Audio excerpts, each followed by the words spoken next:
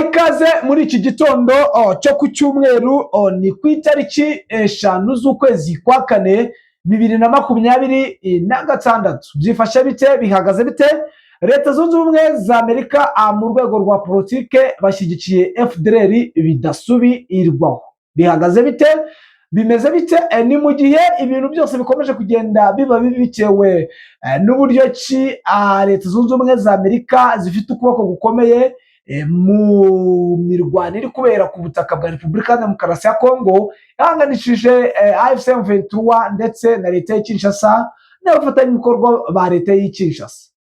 Ni ikibazo gikomeye cyane, aho turi burebe impamvu ikomeye ikomeje kugenda igaragaza ko FDLR nta kibazo ifite, ndetse ubona yuko Amerika yanamaze gukura FDLR mu mitwe y'iterabwoba. Urabimenya umenye akantu ku kandi. Imirwano irarimbanije mu bice bigiye bitandukanye muri Sud Kivu ndetse no muri Nord Kivu. Turarebera hamwe ukuntu mu rucuro byari bifashe, ndetse kuva ku munsi w'ejo aho harasiwe abasirikare babiri basaga nk'abava muri parike ya Virunga. Uramenya akantu ku kandi. Turanyarukira mu bice bigiye bitandukanye tumenye uko situation ihagaze. Turarebera hamwe uko ubukungu bwifashe nyuma y'uko byamaze gutahurwa ko ubukungu bwamaze kuba ingorabahizi, ndetse tunababwira yuko ufite amafaranga yakomeza akayirwanaho cyangwa akayabika kugira ngo akomeze arwane n'ubukungu bwamaze kuba ikibazo ku rwego rw'isi.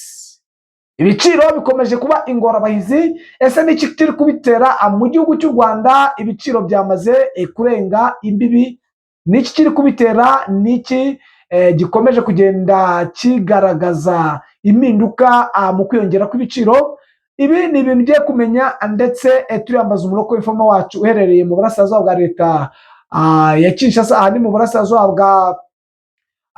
bwa Kongo, n'ubundi muri Sud Kivu no muri Nord Kivu. Aduhe ibyo n'ibyo bikomeje kugenda bigaragara. Nyarugabo ibyo yatangaje nyuma y'uko ububiko bw'intwaro bw'u Burundi bumaze gushya.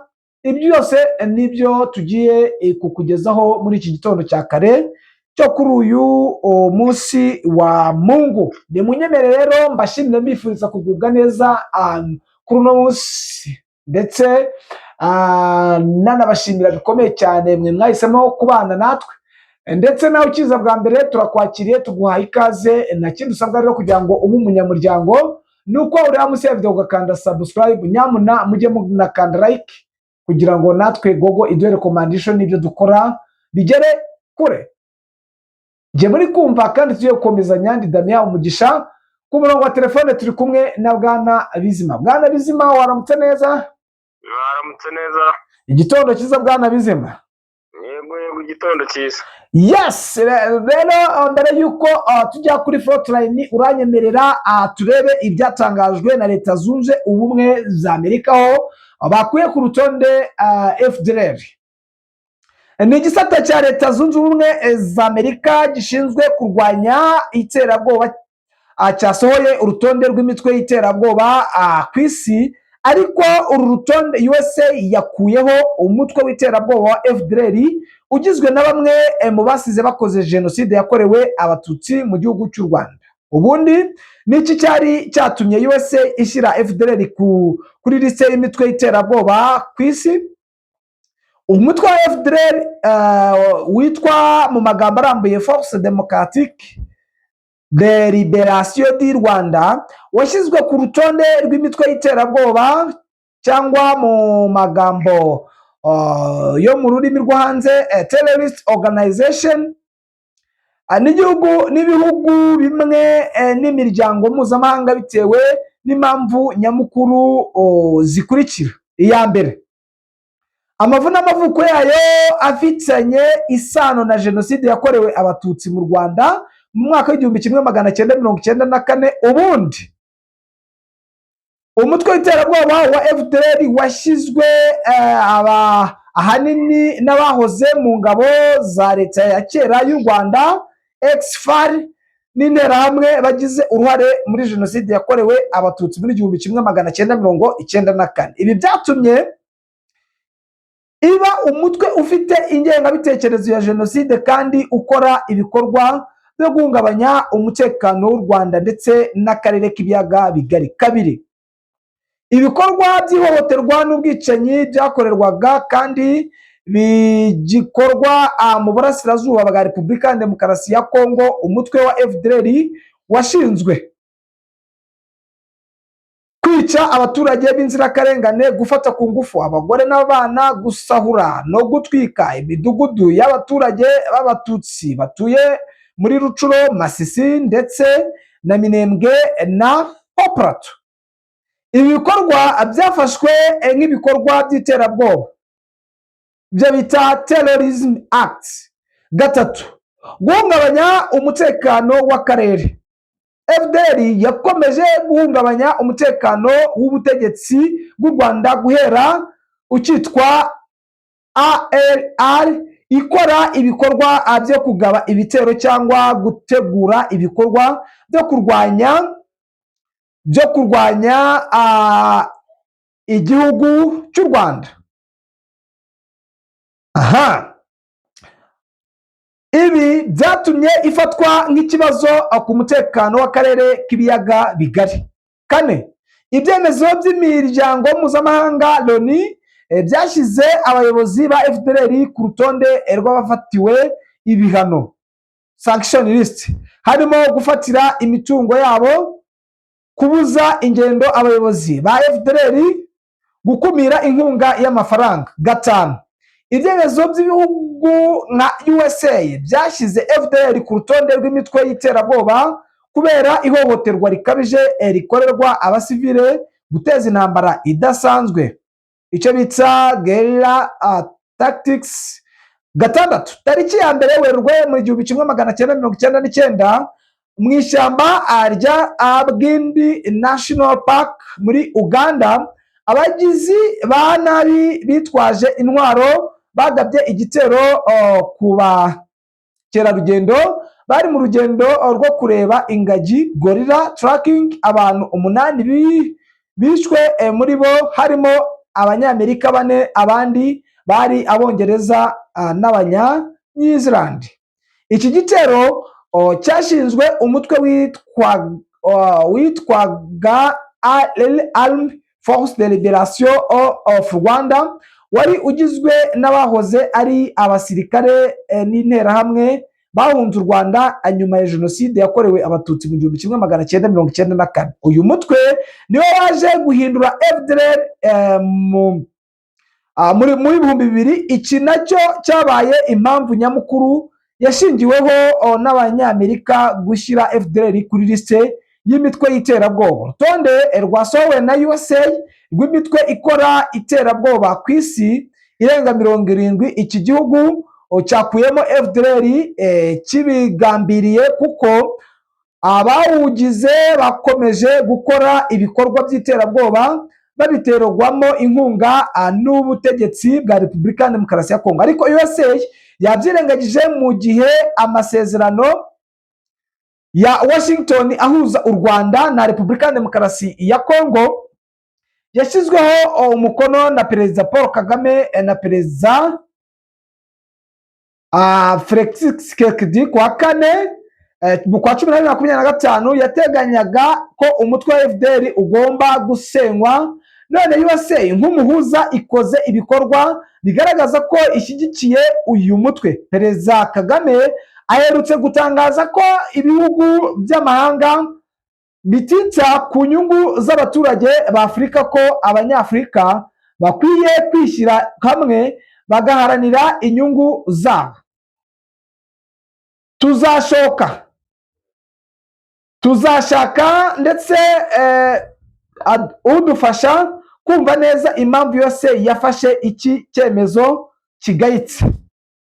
Ibi nubwo bikomeje kugenda biba, hari ubwumvikane bukomeye yuko ibintu bikomeje kugenda biba bibi cyane, ndetse maginga ya uyu mutwe wa FDLR ukomeje kugaba ibitero mu bice bigiye bitandukanye. AFC M23 iri kugendamo, bivuga yuko no muri Rucuro hari ibitero byahagabwe. Rero tudatinze, wenda reka turebe kuri Frontline, turebe umuroko wacu Foma aduhe idonido. Bwana Bizima, FDLR maginga ya wagiye umbwima amakuru ko ikora cyane kandi ikorana bya hafi na leta y'Kinshasa, biravugwa yuko utakiri umutwe w'iterabwoba. Impamvu wenda nyamukuru yaba ari iyihe bwana Bizima? urebye ntabwo ari imbaraga zabo bwite zabahesha kuba leta zunze ubumwe za Amerika yabasha kubakura ku rutonde rw'imitwe y'iterabwoba ku isi. Urabona ko byanze bikunze n'ubundi ni FARDC yabikoze, kuko inyungu nyinshi za FDLR zishingiye kuri FARDC, kuko ni ifite inyungu nyinshi zikomeye, kuko ugiye kubara yenda nk'ingabo ziri muri operasiyo muri kino gice cya Nord Kivu cyangwa Sud Kivu, n'ubundi usanga abenshi bagize coalition ya FARDC n'ubundi ari FDLR, kuko iyi mitwe y'abazalendo yose n'ubundi usanga ari bamwe n'ubundi bagenda bava muri FDLR bakora iyi mitwe y'abazalendo, ndetse rimwe na rimwe bakanayisubiramo. Rero urumva ko bafite ijwi cyane n'ubavugira, kuko ubona ko uruhare runini bafite FARDC rukomeye cyane, ku buryo bafite ijwi ryabarengera kuba bakwikuraho ibihano nk'ibi, ndetse n'izina nk'iri bamaranye igihe kinini cyane. Ubona ko byari bisa naho byabafunze mu buryo bukomeye, kuko ubona ko nta muntu washaka kugaragara, yaba umunyepolitiki uwo ari we wese, gukorana na FDLR bijyanye n'uburyo wumvaga ko ari umutwe w'iterabwoba ku isi kandi utemewe mu bice byose by'isi bitandukanye. Rero urumva ko FARDC niyo yabakoreye iki kintu byanze bikunze, kugira ngo babashe gusa naho bayikorera bishimye, bigaragare ko muri bano bayobozi bayo ndetse n'aba banyepolitiki bamwe batavuga rumwe n'u Rwanda babibereye hanze, bashobora kuba ari bo bakoze ino diro kugira ngo FARDC yitambikire iki kintu, kugira ngo babashe kwikura kuri ruriya rutonde. Rero bigezweho, ariko bivuye kuri Perezida Kisegeti, urebye niwe wabaye nk'aho yabazamuriye iri jwi ryumvikana. Yes, bwana Bizima, rero nkundira utujyane kuri Fortline uduhe ibyo n'ibyo biramutse utwapudetinge, ubundi abakunzi bacu bamenye uko situation ihagaze, n'ubundi nicyo kiba kituzinduye. Yego, reka duhere muri Goma.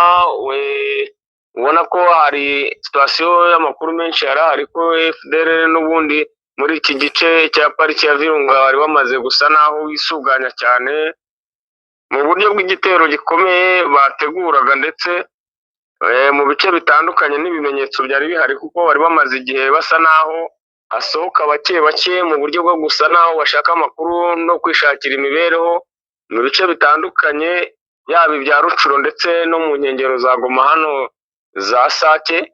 Rero haje gusa naho habaho operasiyo guhera ku munsi w'ejo ndetse ikageza no kuri iki gitondo. Bamwe bari babanje no gusa naho bikanga, kuko amajwi y'imbunda ziremereye cyane yakomeje kumvikana guhera ku munsi w'ejo mu gitondo, ndetse yiriza umunsi wose kugeza no ku gitondo cy'uyu munsi bicyumvikana.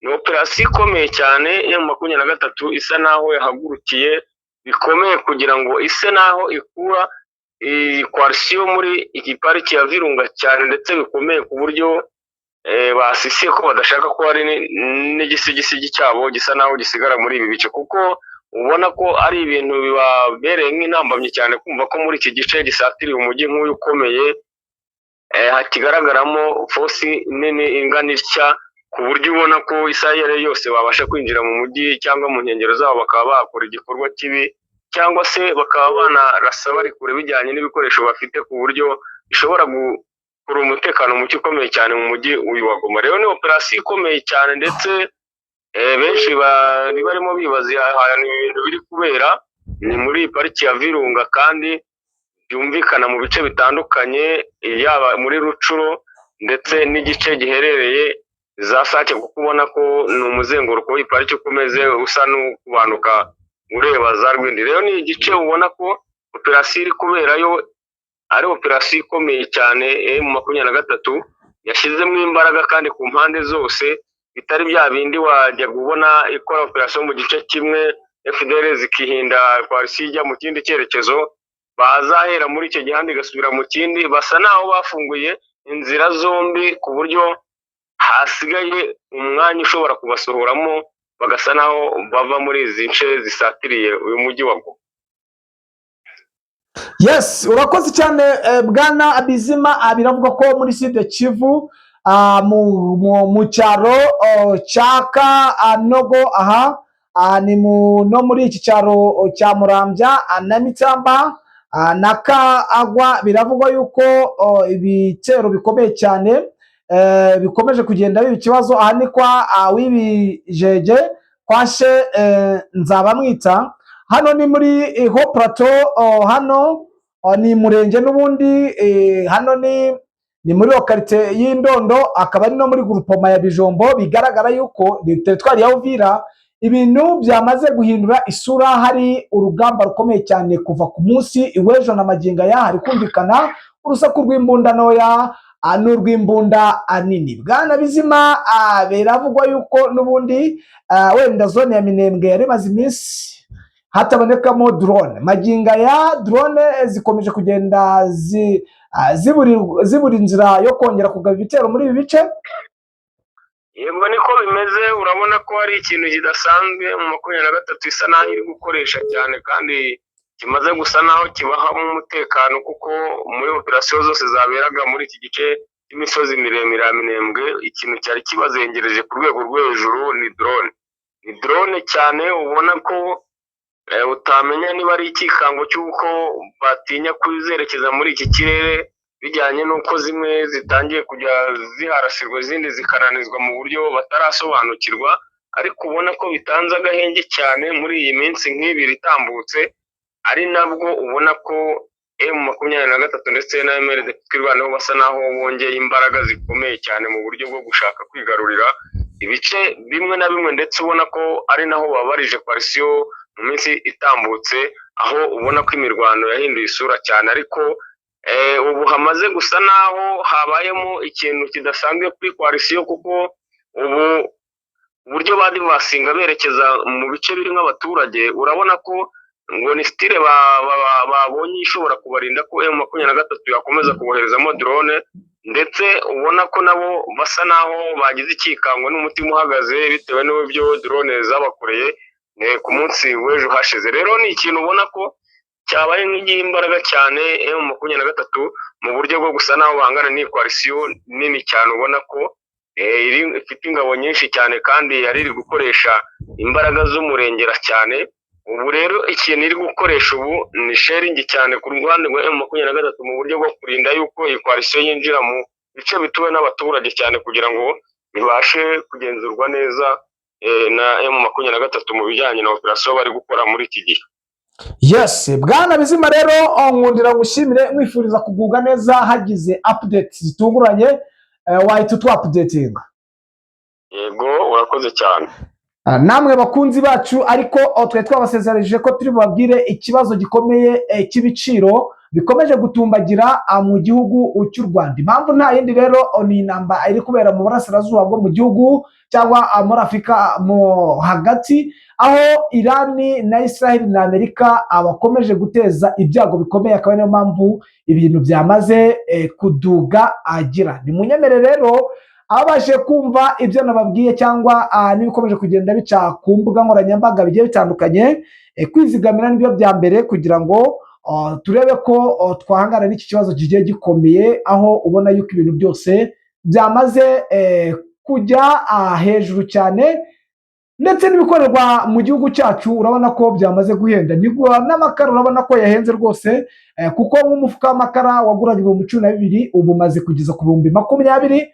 Gaze urabona yaguraga 11 igeze mu 16,000, yagura 21 igeze hafi muri 30. Urumva ko ni ikibazo gikomeye cyane, ndetse dusaba n'Imana kugira ngo itudohorere izi ntambara zishire, tutirengagije n'izi ziri mu burasirazuba bwa Repubulika ya Demokarasi ya Kongo. Reka mbashimire mbifuriza amahoro y'Imana ndetse no guhirwa mu byo mukora byose, nihanganisha bikomeye abarwayi, abababaye ndetse n'abari muri zone y'intambara. Ciao, Imana ikomeze ibane namwe.